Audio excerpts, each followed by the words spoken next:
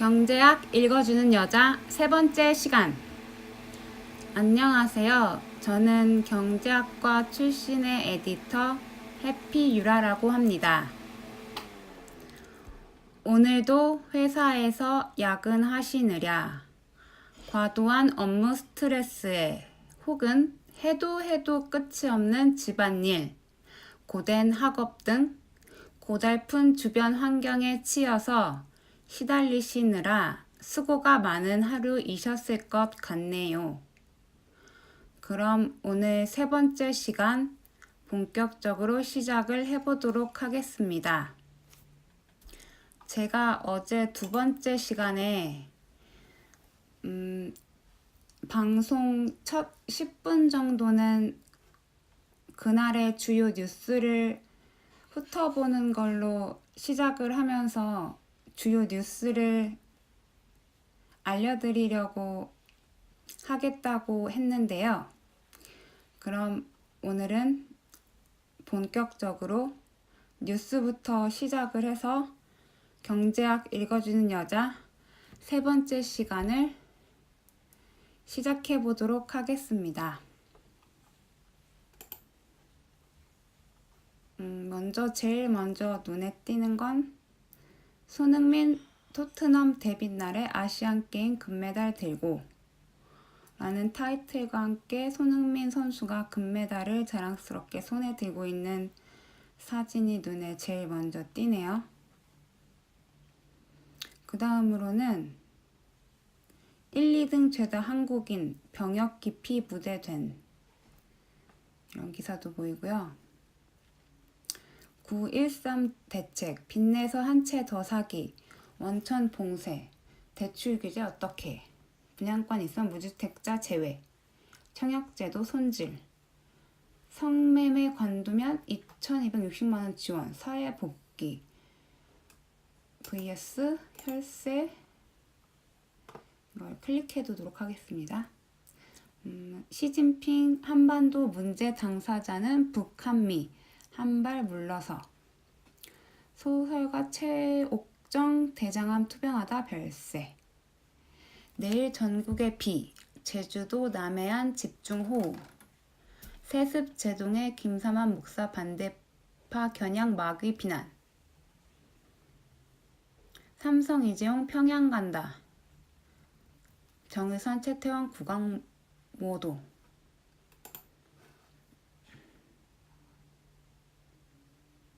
정비도 없이 느릿느릿 CCTV 속 엉성했던, 이것도 제목에 호기심이 가서 클릭을 해두도록 하겠습니다.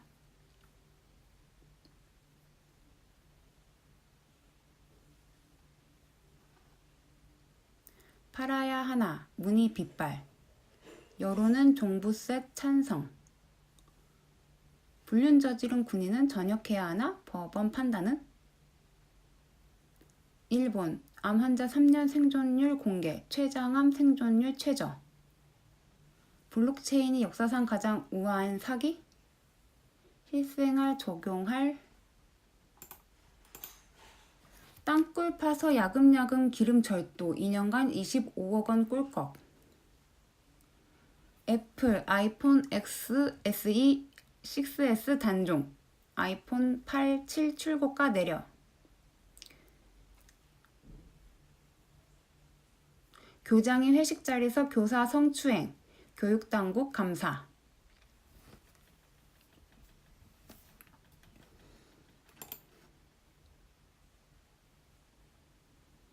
(30대) 여성 오피스텔에서 숨진 지 한 달여 만에 발견, 썩지 않는 플라스틱 한 달 만에 먹어치우는 곰팡이 있다, 빚내서 한 채 더 사기 원천 봉쇄, 대출 규제 어떻게, 성관계 거부하자 하이힐로 살해, 30대 이심도 징역 25년, 보배드린 곰탕집 성추행 사건 CCTV 영상 공개, 울산과학위원 휘발유보다 효율 높은 전기차 배터리 개발, 종부세 강화 적용된 어디 사는 누가 얼마 더 내나, 알루미늄 1kg으로 700km 달리는 전기차 나오나. 고가 다주택자 정조준 정부세 똘똘한 한 채도 차단. 김부선 강용석 변호사 선임. 내일 함께 경찰 출석할 듯. 명절 좀 없애주세요. 여자는 음식, 남자는 지출해. 또 16만 명 직장서 아웃. 취업 난빈된 40대. 탐정 손수호 만졌다 안 만졌다. 곰탕집 성추행. 놀기만 하는 공무원 왜 늘리냐고요? 이 정도로 주요 타이틀에 대해서 읽어드렸는데요. 그럼 이제는 좀 디테일하게 궁금했던 뉴스 기사들에 대해서 살펴보겠습니다. 첫 번째는 성매매 관두면 2,260만원 지원, 사회복귀 기회, 혈세 지원 어떻게 생각하십니까?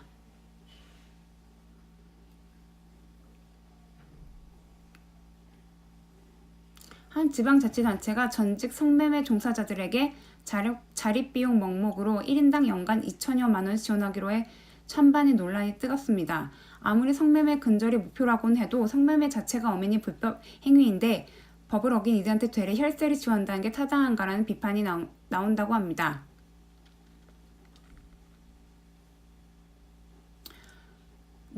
인천시 미추홀구는 오는 17일 성매매 피해자 등의 자활지원 조례 시행 규칙을 공포할 예정이라고 13일 오늘 밝혔다고 하는데요. 미추홀구는 성매매 종사자가 탈성매매 확약서와 자활 계약서를 제출하면 생계비 월 100만원, 주거비 지원비 700만원, 직업훈련비 월 30만원 등 1년간 최대 2,260만원 지원한다는 방침이라고 합니다. 이 지역은 1990년대 말까지 성매매가 성업했던 곳으로 2004년 성매매를 금지한 특별법이 제정된 뒤 성매매 업소와 종사자 수가 크게 줄었다고 하는데요. 현재 남은 업소도 주변의 아파트 건설로 철거가 예정돼 있다고 합니다. 구는 철거를 앞두고 성매매 종사자들이 자립할 수 있도록 예산 지원하겠다는 계획이라고 하는데요.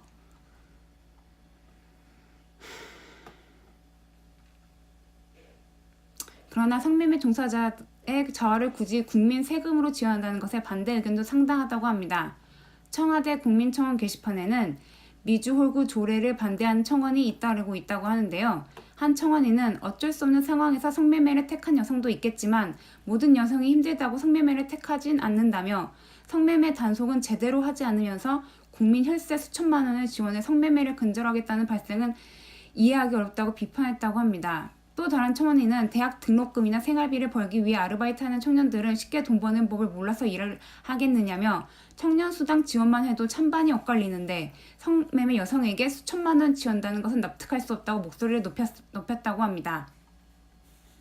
1년에 최대 2,260만 원에 달하는 자립지원금이 지나치게 많다는 지적도 나온다고 합니다. 저소득 가구에 지원하는 근로장려금은 단독 가구를 기준으로 연간 최대 150만 원 수준이고 청년수당도 월 50만 원까지 최대 6개월 동안 받을 수 있을 뿐이란 점과 비교하면 특혜라는 뒷말이 나올 수밖에 없다고 하는데요. 20%를 밑도는 미주홀구 재정 자립도를 고려하면 과잉 지원이란 지적도 있다고 합니다.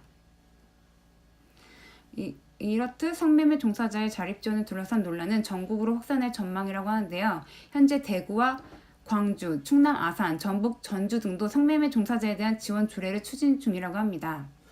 미추홀구 관계자는 성매매 업소만 없애는 것이 아니라 성매매 종사자들이 완전히 자립할 수 있도록 지원하려는 취지라며 성매매 종사자가 지원금을 받고도 성매매를 계속할 경우 돈을 회수할 것이라고 강조했다고 합니다.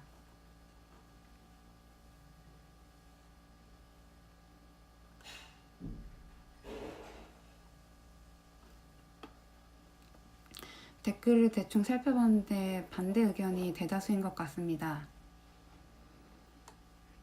가장 눈에 들어오는 댓글은 이놈의 정부는 성실하게 멀쩡히 사는 사람들만 혜택이 없음. 미쳤냐? 그 돈 주면 안 할 것 같냐? 멍충이들 세금 못 써 제껴서 환장들 했구나. 정말 세금이 제대로 돌아가고 있는지 다시 한번 회의가 드네요. 다음 뉴스 넘어가겠습니다.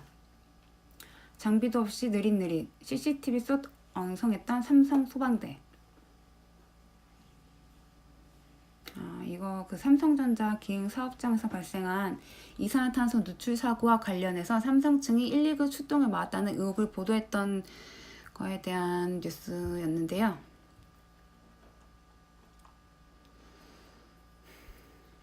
CCTV가 공개됐나 봐요. 근데 사고 발생 후에 10여 분 동안 나타난 삼성 소방대 출동 모습은 어디에도 분초를 다투며 생명을 살리겠다는 긴박감은 찾아보기 어려워서 논란을 일으키고 있는 것 같습니다. 요즘 삼성 기업에 잡음이 많이 있는 것 같습니다. 그래도 명실상부 우리나라 최고의 대기업으로 손꼽히는데 그에 걸맞는 행동을 보여주셨으면 좋겠네요. 다음 넘어가겠습니다. 블록체인이 역사상 가장 우아한 사기? 실생활 적용할 서비스 시급. 13일 오전 제주 서귀포시에 있는 제주국제컨벤션센터 탐라오랜 700여 명이 모였다. 국내외에서 모인 블록체인 기술 개발자들이라고 하는데요.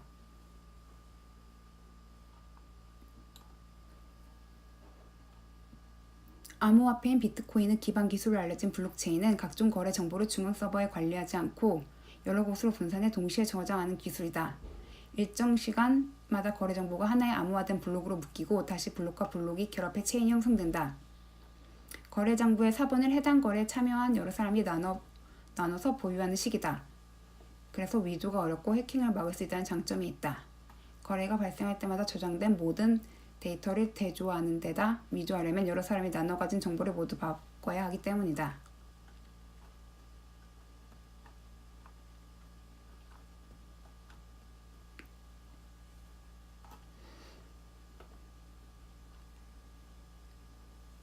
블록체인에 대한 건 제가 딱히 그렇게 관심 있는 분야는 아니라서 빨리 넘어가도록 하겠습니다.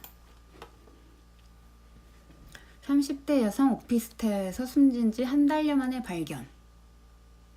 부천의 한 오피스텔에서 30대 여성이 심하게 부패된 채 발견됐다.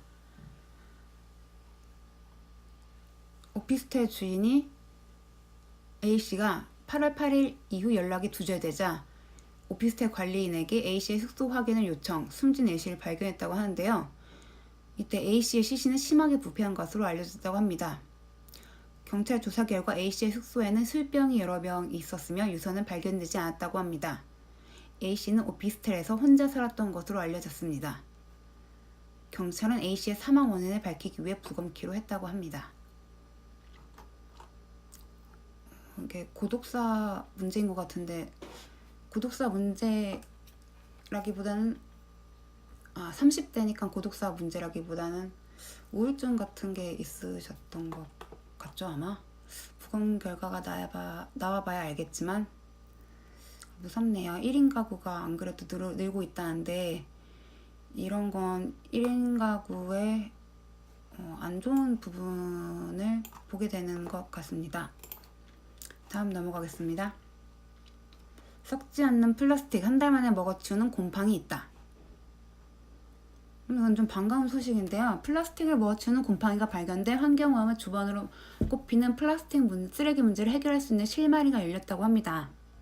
안 그래도 요즘에 미세 플라스틱 문제 때문에 해양 오염도 그렇고 그게 또 우리 인간의 몸에도 축적될 위험성이 크다고 하잖아요.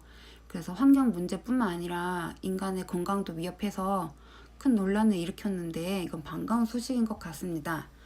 오늘 영국 데일리 메일 등에 따르면 영국 휴 왕립 식물원이 주최하는 학술 대회에서 플라스틱을 먹는 곰팡이 아스테르길루스 튜빙센시스가 소개됐다고 하는데요. 이 곰팡이는 지난 2017년 파키스탄 수도 이슬라마바드 쓰레기 덤에서 발견됐지만 이번 학술 대회에서 곰팡이균을 보존하고 연구하는 방안에 대해 논의된 것으로 알려졌다고 합니다. 이 곰팡이 효소는 주로 자동차 타이어, 합성 가죽 등에 사용되는 플라스틱, 폴리에스테르와 폴리우레탄을 분해하는 것으로 밝혀졌다고 하는데요. 자연 상태에서 플라스틱이 분해되려면 종류에 따라 다르지만 최소 20년에서 최대 600년이 걸린다고 합니다. 그래서 플라스틱은 영속성이라고 해서 거의 사라지지 않는다고 봐야 된다고 해요. 그래서 한번 생성된 플라스틱은 어딘가에서는 계속 존재하고 한다고 하더라고요. 그런데 이 곰팡이 효소를 이용하면 이런 플라스틱을 부식시키는데 한 달이 채 걸리지 않는다고 합니다. 미세 플라스틱이 미세먼지만큼이나 해롭다고 하는데 그 대책에 대해서는 오리무중이라서 해결책이 빨리 시급히 마련돼야 된다고 그런 논란이 있었는데 이렇게 빠른 시일 내에 이렇게 좋은 소식을 또 접하게 된 것 같아서 기분이 좋습니다. 곰팡이의 플라스틱 분해 성능은 기온과 산성도 등 환경 요인에 따라 영향을 받는다고 하는데요. 이에 따라 곰팡이의 성장 플라스틱 분해를 위한 이상적인 조건을 찾는 것이 중요한 과제로 떠오를 전망이라고 합니다. 큐 왕립식물원 관계자는 곰팡이가 효소를 이용해 플라스틱을 분해하는 것, 먹어치우는 것이라면서 상용화를 위한 연구 개발이 이루어져야 할 것이라고 전했습니다. 한편 곰팡이로 플라스틱, 중금속 등 오염 폐기물을 제거, 분해하는 자연정화 방법을 균류 정화법이라고 한다. 이런 쪽에 주식 사면 좋지 않을까요? 떠오르는 사업이 될 것 같다는 생각이 문득 듭니다. 영국 식물원에서 발표된 사례라고 합니다. 그리고 이런 자연 정화 방법을 그러니까 제거 분해하는데 또 다른 악순환을 일으키지 않고 자연 정화시켜서 분해하는 진짜 내추럴한 방법이잖아요. 이런 것을 균류 정화법이라고 한다고 하네요. 또 하나 배워가겠습니다.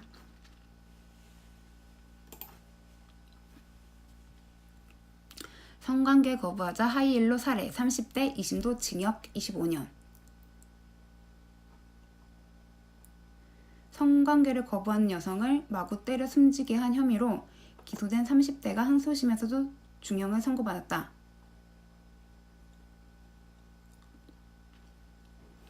김 씨는 올해 2월 새벽 시간대 경기도 동두천 시내 노래방에서 피해자 A 씨를 만났다.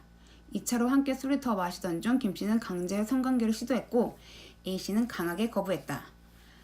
김 씨는 뜻대로 되지 않자 하이힐로 머리로 수차례 가격하는 등 A 씨를 폭행해 숨지게 한 것으로 조사됐다. 재판부는 피고인은 피해자를 강간하려다가 저항하자 무자비하게 살해했다면서 참혹한 전신 상처를 보면 피해자가 얼마나 심한 고통을 느꼈을지 상상조차 하기 어렵다고 지적했다. 살인죄는 사람의 생명이라는 대체 불가능한 존귀한 가치를 침해하는 것으로 어떤 방법으로도 피해 회복이 불가능하다며 특히 성폭력이 결합된 이 사건은 성적 욕구 만족을 위해 사람의 생명을 빼앗은 반인륜적 범죄로 일반 살인죄보다 더 무겁게 처벌해야 한다고 밝혔다고 합니다. 징역 25년을 받았다고 하는데요.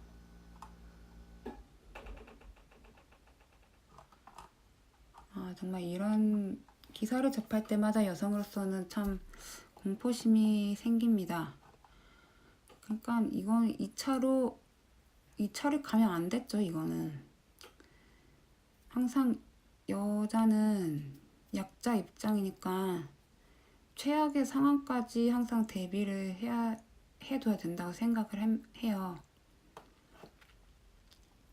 아무튼 이거는 썩 유쾌한 기사는 아니었네요. 다시 한번 조심해야겠다고 생각을 합니다. 다음은 보배드림 곰탕집 성추행 사건 CCTV 영상 공개, 아내 남편 결백 주장. 이렇게 제가 맨날 뉴스를 보면 진짜 한 건 정도는 성추행이나 성폭행 이런 기사가 꼭 하나씩은 껴있는 것 같습니다. 이른바 보배드림 성추행으로 알려진 곰탕집 성추행 사건의 전후 상황이 담긴 CCTV 영상이 공개됐습니다. 지금까지 공개된 영상과 달리 사건 전후 상황이 자세히 촬영돼 있지만 신체 접촉 장면은 여전히 선발장에 가려 보이지 않습니다. 너무 안타깝습니다. 해당 동영상을 보면 지난 11월 26일 한 시민단체 합동 원래회에 참석했던 남성 A씨는 시민단체 일행과 악수를 하며 안쪽방에서 걸어나왔다. A씨가 식사를 마치고 일행을 따라 나와 출입구 쪽에서 서성일 때 여성 B씨가 화면 오른쪽 화장실에서 등장합니다. 희미하게 보이거든요. 이어 A씨가 B씨 일행 사이로 지나간 뒤 B씨가 A씨에게 항의하는 듯한 모습을 보입니다. 여성 B씨가 A씨에게 항의하는 듯한 모습을 보입니다. 이후 A씨 일행과 B씨 일행 사이에 언쟁이 붙으면서 양측 목싸움으로 번졌습니다. 하지만 영상에서는 현재 논란이 되고 있는 추행 여부가 확인되지 않습니다. A씨는 지난 5일 부산지법 동부지원에서 열린 1심 선고에서 강제추행 혐의가 유죄로 인정돼 징역 6개월을 선고받았습니다. 재판 과정에서 A씨는 당시 사건 현장을 촬영한 CCTV 영상도 공개하면서 A씨의 손이 B씨 신체에 접촉하는 장면은 보이지 않는다고 주장했습니다. 하지만 재판부는 A씨가 여자 뒤로 지나가서 손을 앞으로 모았는데 이때 여자의 신체에 접촉한 것으로 판단했습니다. 이 사건은 A씨의 부인이 청와대 홈페이지 내 국민청원 게시판에 남편의 억울함을 호소하면서 알려졌다고 하는데요. 20만 명 이상의 동의를 얻은 청원에서 A씨 부인은 CCTV상 범죄 사실이 명확히 드러나지 않은 데다 당사자가 강력히 부인하는데도 징역 6개월의 실형이 내려졌다며 남편의 결백을 주장했습니다. 한편 A씨는 즉각 항소하고 변호사를 선임해 항소를 준비하고 있는 것으로 전해졌습니다. 사건의 진실은 아무래도 CCTV가 제대로 촬영이 안 돼서 오리무중으로 된 것 같은데 댓글을 좀 봐야 될 것 같네요. 저 여자 일행 사기 조직인지 처음부터 재수사 바랍니다. 이건 심합니다. 모든 남자 범죄자 되겠어요. CCTV가 유일한 판결 수단일 것 같은데 영상을 봐도 CCTV가 이렇게 신발장에 가려진 부분 사각지대라서 잘 보이지가 않네요. 이거 어떻게 될지 잘 모르겠습니다. 오늘의 뉴스는 이 정도인 것 같고요. 그래도 뭐 크게 뉴스거리가 뭐 불쾌한 뉴스거리가 지나치게 많은 정도는 아니었던 것 같습니다. 그럼 이제는 본론으로 들어가서 경제학 읽어주는 여자 시작을 해보겠습니다. 이제부터는 진짜 편안한 마음으로 편안하게 두 눈을 감고 꿀잠을 위해서 자연스럽게 청취해 주시기 바랍니다. 미시경제학 제2장 시장과 수요, 공급 2-1 시장 2-2 시장 수요 2-3 시장 공급 이 장의 개요 미시경제학에서 논의되는 수많은 개념 중에 가장 중요한 것으로 꼽을 수 있는 것은 바로 상품의 가격이다. 미시경제학에서의 분석은 가격이 결정되는 기본 원리를 밝혀내는 데 관심에 초점을 맞추고 있다. 가격은 수요와 공급이라는 두 가지 기본적인 힘이 상호작용하면서 만들어지는 작품이라고 볼 수 있다. 그런데 수요와 공급은 시장을 통해 표출되고 있어 이 의미에서 본다면 시장이 바로 그 작품의 무대가 되는 것이라고 말할 수 있다. 이 장에서는 시장, 수요, 공급에 대해 차례로 살펴봄으로써 다음 장의 주제가 될 시장에서 균형에 대한 논의의 밑바탕을 마련하는 데 주안점을 두려고 한다. 이 세 가지 기본 개념에 대한 철저한 이해는 비단 미시경제학뿐 아니라 거시경제학의 연구에서도 반드시 필요한 것이다. 수요와 공급에 대해 논의하면서 설명하게 될 각종의 탄력성 개념도 경제학을 공부하는 데 빼놓을 수 없는 중요성을 갖고 있다.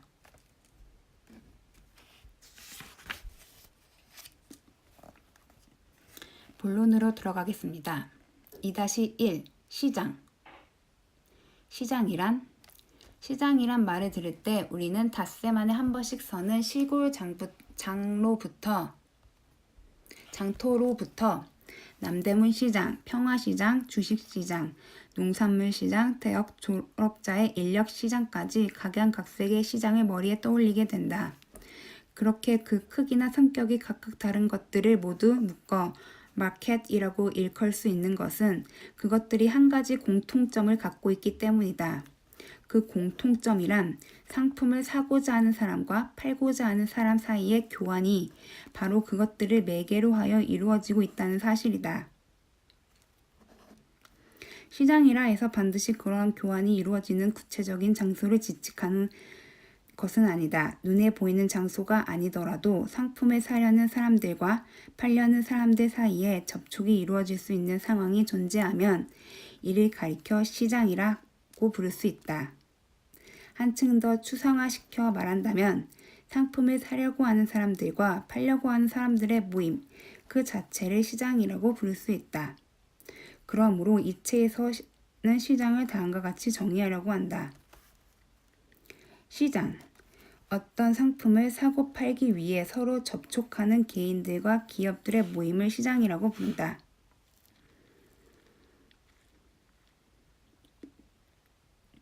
어떤 상품을 사려는 의지와 팔려는 의지는 각각 상반된 힘으로 시장에 표출된다. 가격은 이 두 상반된 힘의 상대적 크기에 따라 올라가기도 하고 내려가기도 하며 혹은 그 자리에 머물러 있기도 한다. 특히 우리의 관심을 끄는 것은 가격이 일단 결정되면 그 자리에 그대로 머물러 있으려 하는 경향이 나타나는 경우다. 줄다리기의 예를 들어 사고자 하는 힘을 왼쪽으로 끄는 힘에 그리고 팔고자 하는 힘을 오른쪽으로 끄는 힘에 비유해 보기로 하자. 이 두 힘이 똑같이 맞아떨어진다면 줄의 중심은 한 곳에 계속 머물러 있을 것이다. 이처럼 두 힘이 균형을 이루었을 때 형성되는 가격을 균형 가격이라고 부른다. 우리가 일반적으로 가격이라 부르는 것이 실제로는 대부분 균형 가격을 뜻한다. 가격과 시장 기구. 제1장에서 어떤 국민 경제가 해결해야 할 과제를 자원 배분, 분배, 그리고 경제의 안정과 성장으로 정리해 설명한 바 있다. 그런데 이 과제들은 다음과 같은 두 가지 극단적인 방법에 의해 해결될 수 있다. 가격과 시장 기구. 하나는 모든 것을 시장의 힘에 내맡겨 오직 시장을 통해 표출되는 개별 경제 주체들의 의사에 따라 문제를 해결하는 방식인데 이는 자유방임적인 자본주의 체제에서의 문제 해결 방식이다. 다른 또 하나의 극단은 중앙당국의 경제 계획에 따라 모든 문제를 해결해 나가는 통제 경제적 방식이다. 모든 것을 시장의 힘에 내맡긴다는 것은 전적으로 마켓 메커니즘에 의존해 경제 문제를 해결해 나간다는 뜻이다. 시장에서 상품을 사고자 하는 사람과 팔고자 하는 사람이 서로 만나 거래를 하게 되고 그 결과 상품의 가격과 거래량이 결정된다.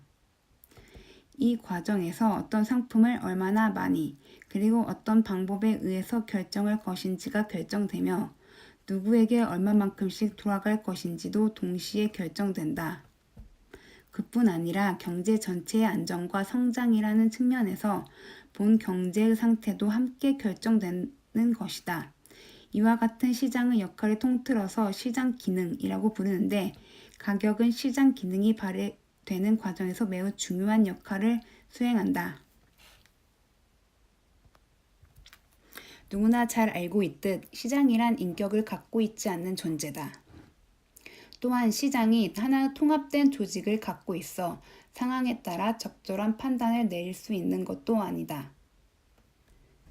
그러므로 시장 기능이 발휘되려면 개별적으로 행동하는 경제 주체들의 움직임을 조정해 줄 수 있는 매개체의 기능을 갖는 것이 존재해야 한다. 시장에서 이 매개체의 기능을 수행하는 것이 바로 가격이며 이런 이유로 해서 시장 기구란 말을 때때로 가격 기구, 프라이스 메커니즘이라는 말로 바꿔서 사용되기도 한다. 시장에서 가격이 수행하는 주요한 역할은 다음 두 가지로 요약해서 설명할 수 있다. 첫째로 가격은 경제 안에 존재하는 상품을 배급하는 기능을 수행하는데 우리는 이를 가격의 배급 기능, rationing function이라고 부른다. 만약 아무 가격도 지불하지 않고 어떤 상품을 얻을 수 있으면 사람들은 이를 무한정 많이 소비하려 들 것이다. 가격은 가장 높은 가치로 평가하는 사람들에게 상품을 배급함으로써 희소한 상품을 과도하게 소비하려는 욕구를 통제하는 기능을 수행한다.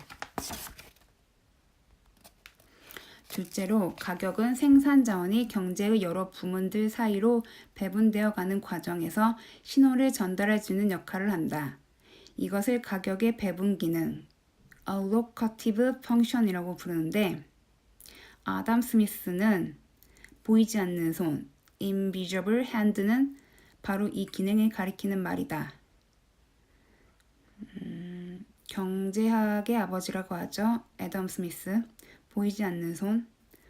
어떤 상품의 공급에 비해 수요가 너무 크면 가격이 오르고 그 상품의 생산자는 평균 수준 이상의 이윤을 얻게 된다. 이것은 그 상품이 귀해졌으니 더 많이 생산하는 것이 필요하다는 신호로 작용하고 이에 따라 더욱 많은 생산 자원이 그 산업으로 투입되는 결과가 나타난다.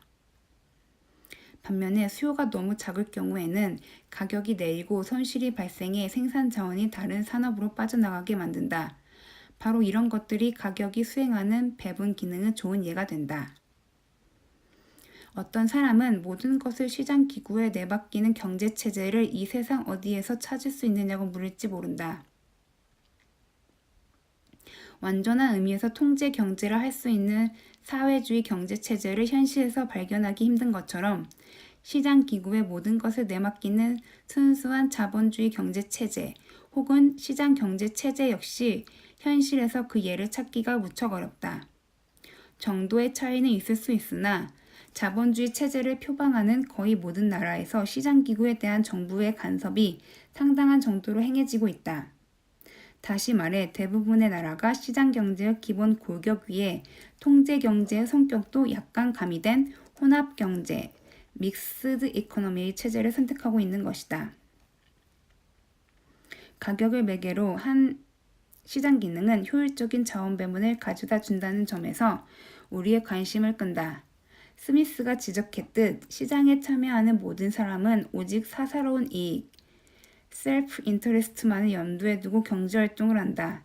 그렇지만 시장에 보이지 않는 손이 사리추구 행위를 공익에 부합하는 방향으로 인도해가는 역할을 한다. 즉, 시장기구 조정에 의해 각 경제주체의 개별적 행동이 하나의 조화로운 상태로 수렴되는 결과가 나타난다는 말이다.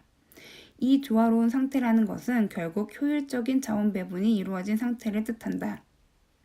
나아가 시장기구는 소비자 주권을 보장해주고 우리의 경제적 자유를 최대한도로 확장해주는 역할을 수행하기도 한다.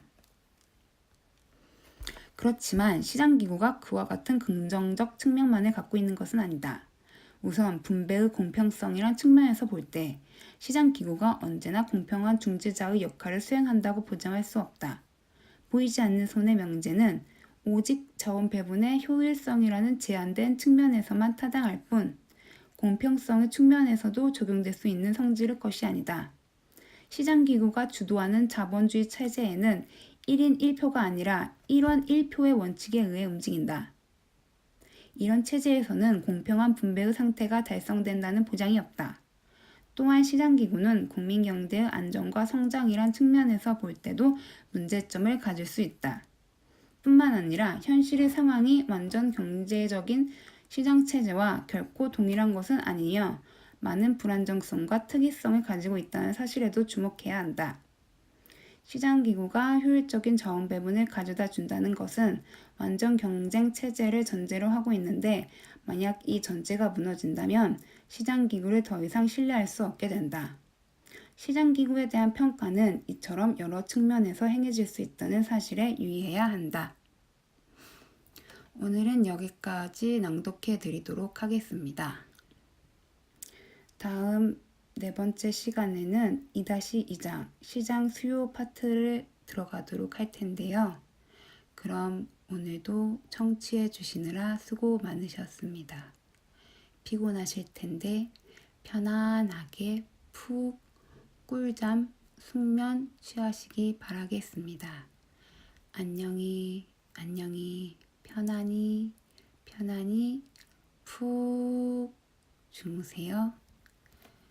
잘 자요.